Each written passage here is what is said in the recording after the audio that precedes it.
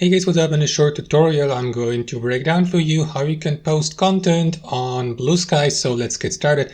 Now guys, sign up on Bluesky, log into your account. It is totally free, as you probably know. And to post a tweet, or I shouldn't call it a tweet because that's not Twitter obviously, but to publish a post, simply click on that button in the bottom right corner here on your home screen. And it's going to open up this window for you where you'll be given the opportunity to post your text with up to 300 characters, as you see here in the bottom right corner. However guys, if you somehow exceed that number or maximum number of characters, don't worry, because let me type in a text for demonstration purposes, because if you somehow end up exceeding it, you will be given the opportunity to add a follow-up post by clicking on that plus icon here. So, it's like posting a chain of several posts or tweets on X or Twitter. So you can do that here on Bluesky as well. And apart from that, guys, you can, for example, decide who you would like to give the permission to react to your post by clicking on anybody can interact here.